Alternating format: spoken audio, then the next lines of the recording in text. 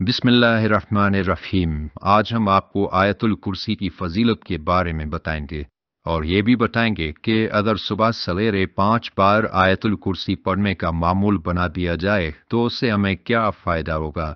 तो मेरे दोस्तों, एक शख्स ने अर्ज़ किया कि या रसूलुल्लाह सल्लल्लाहु अलैहि वसल्लम, मुझे ऐसी चीज़ बताएं कि मुझे उससे नफ़ा हो। फरमाया, आयतुल कुर्सी पढ़ा कर निगहबानी करेगा अल्लाह तेरे और तेरी औलाद की, और निगाह रखेगा तेरे घर पर, यहाँ तक कि तेरे हमसाए और उनके घर भी अल्लाह की हिफाजत में होंगे।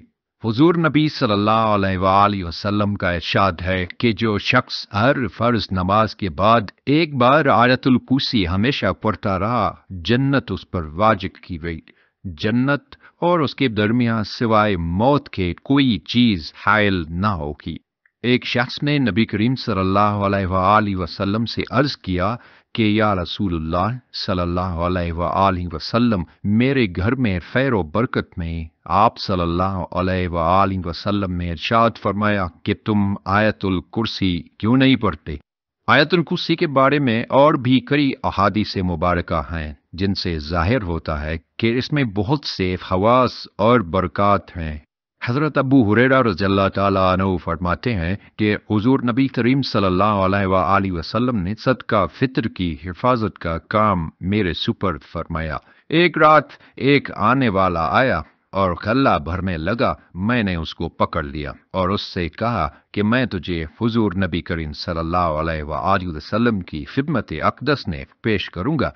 तो वो कहने लगा कि मैं मुहताज और अयालदार हूँ, सख्त जरूरतमंद हूँ। चुनाचे मैंने उसे छोड़ दिया। जब सुबह हुई तो हुजूर नबी करीम सल्लल्लाहु अलैहि वसल्लम ने फरमाया कि अबू हुरैरा, तुम्हारे राग के तैबी का क्या हुआ। मैंने अर्ज किया कि या रसूलुल्लाह सल्लल्लाहु अलैहि वसल्लम, उसने शदीद हाजत और अयालदारी का वास्ता दिया था, इसलिए मुझे उस पर रहम आ गया और मैंने उसे छोड़ दिया। हुजूर करीम सल्लल्लाहु अलैहि वसल्लम ने फरमाया कि उसने झूठ बोला है, वो फिर आएगा। इस पर मुझे यकीन हो गया कि वो जरूर आएगा, इसलिए कि ये बात हुजूर सरवर कायनात सल्लल्लाहु अलैहि वसल्लम ने इरशाद फरमाई है। चुनाचे मैं रात के वक्त उसका इंतजार करने लगा कि उसी असना में वो आ गया और गल्ला भरने लगा। मैंने उसको पकड़ लिया और कहा कि तुझको हुजूर करीम सल्लल्लाहु अलैहि वसल्लम की खिदमत अक़दस में पेश करूंगा। वो कहने लगा कि मुझे छोड़ दो, मैं मुहताज और अयालदार हूँ, अब नहीं आऊंगा। मुझे फिर उस पर रहम आ गया और मैंने उसे छोड़ दिया।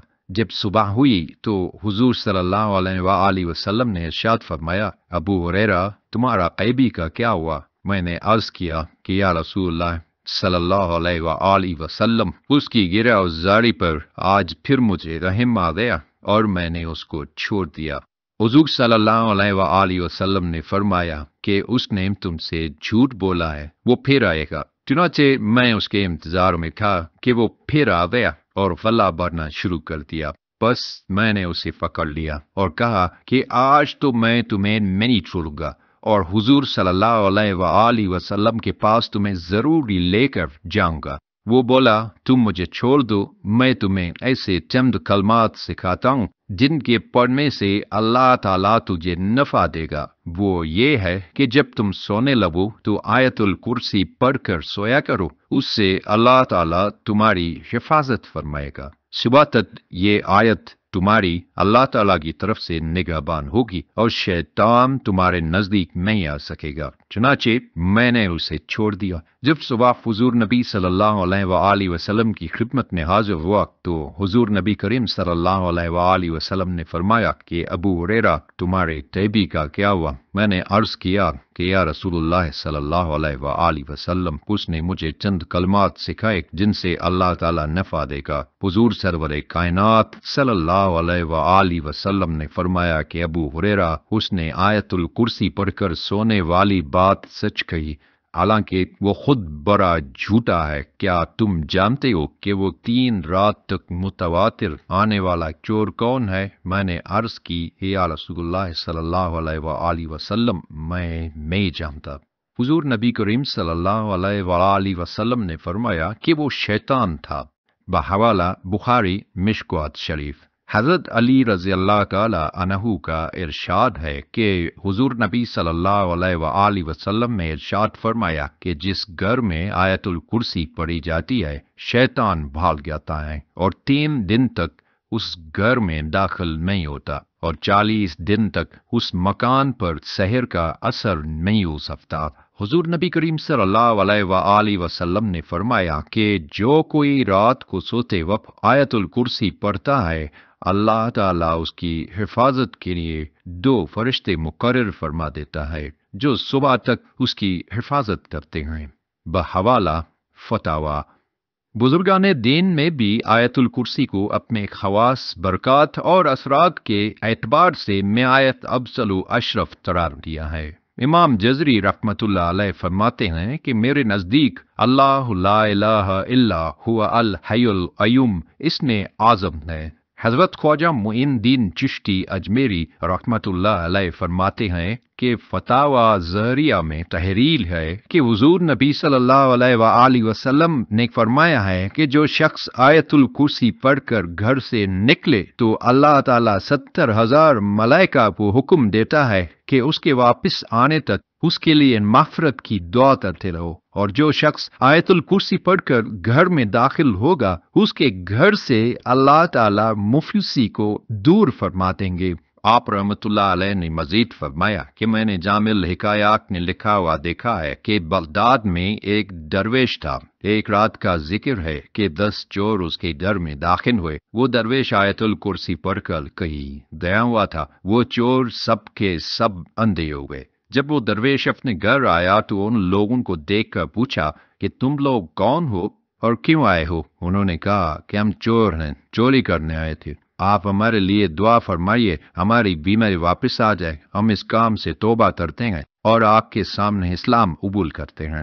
وہ درویش مسکرائے اور کہا کہ اللہ تعالیٰ کے حکم سے آنکھیں کھولو۔ سب کی آنکھیں کھول دیں اور وہ بینا ہو گئے۔ سب نے اسی وقت توبہ کی اور مسلمان ہو گئے۔ حضرت بابا فرید گنج شکر رحمۃ اللہ علیہ نے آیت الکرسی کی فضیلت بیان کرتے ہوئے ارشاد فرمایا ہے کہ جس دن آیت الکرسی نازل ہوئی تو 70,000 فرشتے اس کے ارد گرد تھے۔ حضرت جبرائیل علیہ السلام حضور نبی کریم صلی اللہ علیہ وآلہ وسلم کی خدمت اقدس میں حاضر ہوئے اور کہا لیجیے۔ حضور نبی صلی اللہ علیہ وآلہ وسلم نے بڑے اعزاز و اکرام سے اسے لے لیا۔ حضرت جبرائیل علیہ السلام نے کہا کہ یا رسول اللہ صلی اللہ علیہ وآلہ وسلم، اللہ تعالیٰ ارشاد فرماتا ہے کہ جو بندہ آیت الکرسی پڑھے گا ہر حرف کے بدلے 1000 برس کا ثواب اس کے نامہ اعمال میں لکھا جائے گا۔ 70,000 فرشتے جو کرسی کے گرد ہیں آیت الکرسی کا ثواب اس کے نام لکھتے ہیں اور وہ شخص اللہ تعالیٰ کے مقربین میں شامل کیا جاتا ہے۔ حضرت شیخ عبد الوہاب شعرانی رحمۃ اللہ علیہ فرماتے ہیں کہ جو شخص دن رات 1000 مرتبہ آیت الکرسی 40 یوم تک پڑھے گا، پروردگار کی قسم اس آیت کا روحانی اثر اس کو دکھائی دے گا۔ ملائکہ اس کی زیارت کو آئیں گے اور اس کے تمام مقاصد اور دلی مرادیں پوری ہوں گی۔ دوستو، زندگی کا تجربہ یہ بتاتا ہے کہ اللہ تعالیٰ کی مدد جیسی کوئی مدد نہیں۔ مشکل سے مشکل صورتحال اچانک اپنا رخ بدلنے لگتی ہیں تو غیب سے اسباب پیدا ہو جاتے ہیں۔ بعض اوقات دماغ میں کوئی ایسی بات آ جاتی ہے کہ آدمی محسوس کر پا رہا ہے کہ یہ اس کے لیے عالم غیب سے رہنمائی ہوئی ہے۔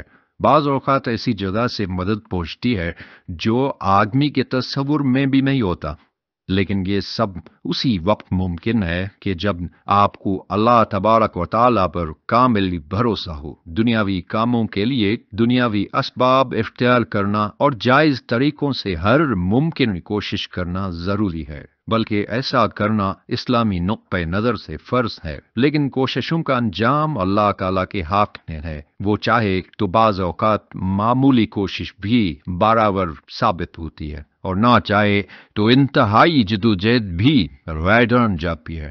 اس لیے ہر حال میں اللہ تبارک و تعالیٰ سے مدد کا طلبگار رہنا چاہیے، کیونکہ اللہ تعالیٰ ہی حقیقی کارساز ہے۔ میرے پیارے دوستو، خود سوچیں کہ یہ تو ایک آیت ہے جس کے پڑھنے کا اتنا اجر ہے، تو سوچیں کہ پورا قرآن پڑھنے کی کتنی فضیلت ہوگی۔ تو دوستو، قرآن کو پڑھیے، سمجھیے، اس پر عمل کیجیے، یہی کامیابی ہے۔ آپ کو پڑھنے سمجھنے میں دقت ہو تو علماء کرام سے رابطہ کیجیے اور اسے دل لگا کر سیکھیے، کیونکہ قبر کی ان سختیوں اور آخرت کے ان مراحل میں کوئی دنیاوی ڈگریاں کام نہیں آئیں گی۔ اگر کوئی چیز کام آئے گی تو وہ قرآن کا سیکھنا، سکھانا اور اس پر عمل پیرا ہونا ہے۔ اللہ تعالیٰ سے دعا ہے کہ ہمیں قرآن کو سمجھنے کی توفیق عطا فرمائے اور اس کو ہمارے لیے حجت بنائے۔ آمین ثم آمین۔